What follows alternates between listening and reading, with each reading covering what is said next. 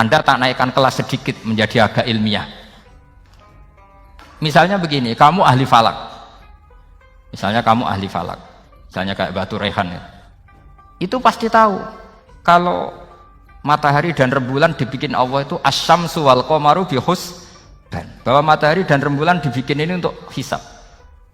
Walladzi ja'ala syamsa diya'a wal qamara nura wa qaddarahu manazila li ta'lamu 'adadas sinina wal hisab.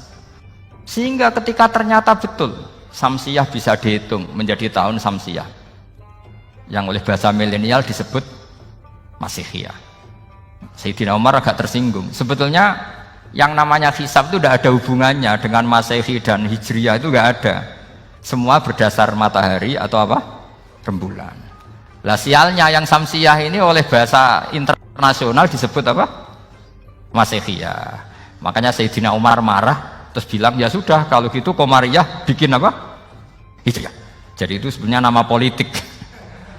Sebetulnya kalau objektif yang jadi ukuran ya Samsiyah sama Qamariyah. Berhubung ini sudah diambil tetangga partai sebelah, akhirnya ya kira-kira gitu. Jadi kira-kira seperti itu. Akhirnya kita namanya apa?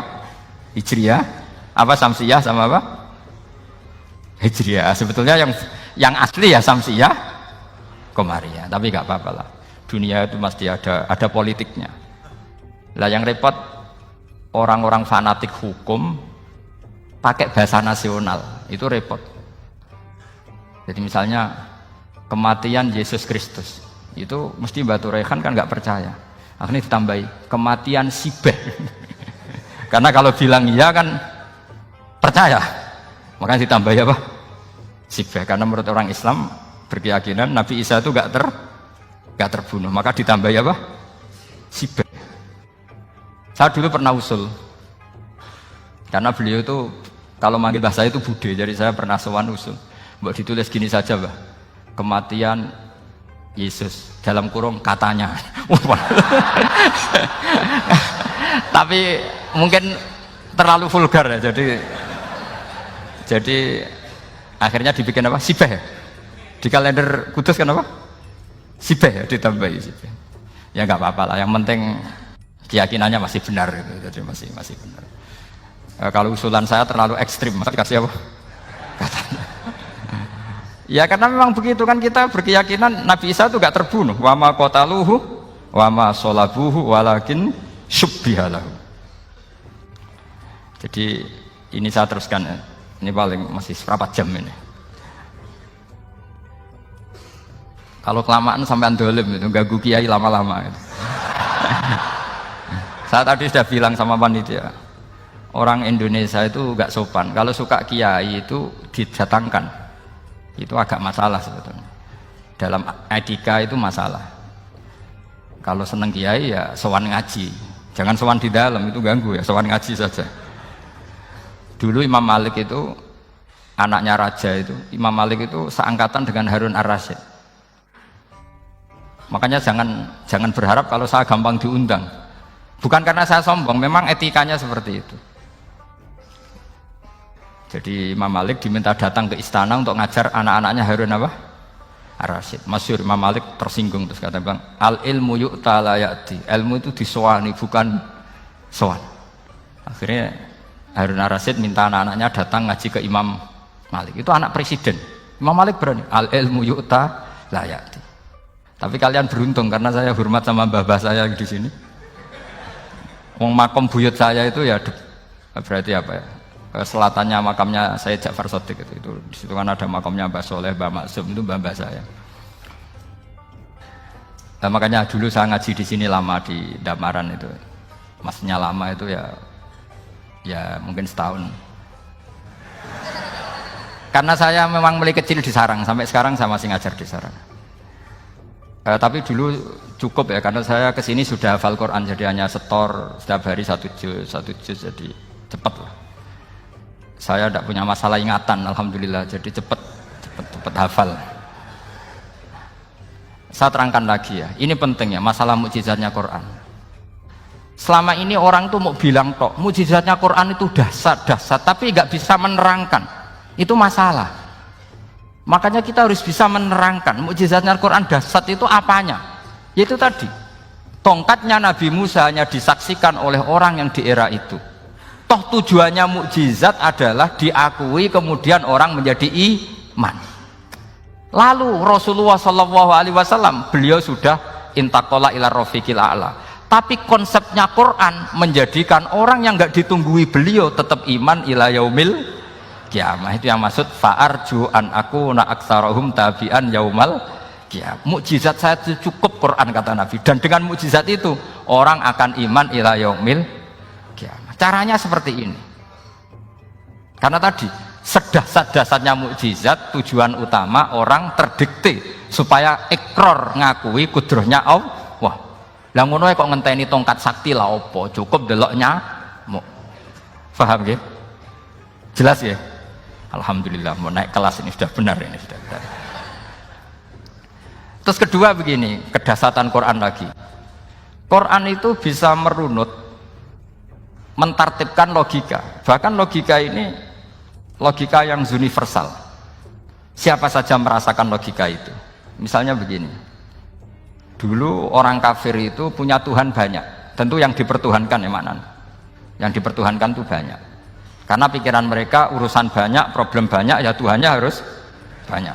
Ada BPKB 3D kan, istri cerewet macam-macam lah itu kan. Problemnya banyak, maka Tuhannya harus banyak. Karena Tuhan itu maknanya penyelesai masalah. Sehingga kalau masalahnya banyak, Tuhan harus banyak. Ketika Rasulullah membawa konsep satu Tuhan, mereka janggal. Makanya mereka bilang, aja'alal alihata ilaha wahida inna hadza lasyai'un ujab. Masa Tuhan satu? Ini aneh, nggak bisa. Tuhan harus banyak karena masalah kita banyak. Itu terpatri di otak mereka, terpatri. Lalu Nabi dengan santai diajari Allah menerangkan, andaikan kalian punya majikan banyak dan perintahnya beda-beda, kamu suka enggak? Ya enggak suka, Mat, enggak enak. Punya majikan banyak itu udah enak. Milih mana majikan banyak sama satu? Satu aja, Mat. Tuhan kamu adalah majikan kamu. Kalau banyak kamu bingung. Ya Mat, satu aja Mat. Itu segampang itu. Jadi menggiring, Tuhan itu kan bos kita, tuan kita. Kalau banyak berarti yang memerintah kita banyak, dan bisa konflik bos-bos kita ini karena berebut anak buah tadi. Akhirnya mereka, kalau kamu punya majikan banyak dan perintahnya beda-beda, semuanya minta dilayani, kamu pusing enggak? Ya pusing, Mat. Minta mana? Majikan banyak sama satu? Satu saja, Muhammad. Ya Tuhan kamu adalah atasan kamu, maka harus satu. Mereka paham. Oke, Mat, Tuhan satu. Itu yang dimaksud darabawu matsalar rajulan fihi syuraka mutasyakisuna wa rajulan salamal lirajul hal yastawiyani masalah. Langsung alhamdulillah. Karena mereka yang paling bodoh pun paham dengan logika itu, paham. Kalau Tuhan banyak, perintahnya banyak, kita repot. Maka Allah bikin satu masalan, yaitu rajulan fihi syuraka mutasyakisuna wa rajulan salamal dirajul. Satu lelaki, satu bos, satu perintah. Kayak apa mudahnya Allah. Kemudian mereka tetap menuhankan Lata, Hubal dan Uzza. Karena mereka dipertuhankan. Sebenarnya nggak pernah Tuhan, tapi dipertuhankan. Allah memberi contoh itu sederhana sekali. Wa daraballahu matsalar rajulaini ahaduhuma abkam la yaqdiru ala syai'in wa huwa kallun ala maulah aina ma yuwajjihu la ya'ti bi khair hal yastawi huwa may ya'muru bil adl. Kata Rasulullah, Lata itu menurut kamu apa? Ya Tuhan kami. Muhammad, Hubal ya Tuhan kami. Uzzah ya Tuhan kami. Lalu kalau mereka kotor ya saya mandikan, kalau hidungnya coplok ya saya tata. Terus kata Rasulullah begini, kamu mau nggak punya budak atau pembantu yang buta, tuli, bisu? Kamu mau nggak punya pembantu loh ya, pembantu itu budak zaman dulu. Kamu mau nggak punya pembantu yang buta, yang tuli, yang bisu? Wah gak doyan, Mat. Gak apa pembantu ngono. Lah pembantu saja kamu nggak mau yang gitu, kok malah punya bos begitu? Orang yang tuli, yang bisu, yang kopok, jadi pembantu saja nggak layak, kok malah jadi pangeran. Paham ya? Arca dan berhala itu kan nggak bisa apa-apa. Kamu mau gaji ngasih THR pembantu yang kopok, bisu, picek, mau? Wong jadi pembantu saja nggak sah, kok mau jadi apa? Tuhan atau jadi majikan? Jadi Allah bikin contoh gampang sekali. Wadaraba masalah rajulain ahaduma abkam la yaqdiru ala shay'in, enggak bisa apa saja. Wa wa kallun amala maulah, anane ngrepoti tok. Ainama yuwajjihu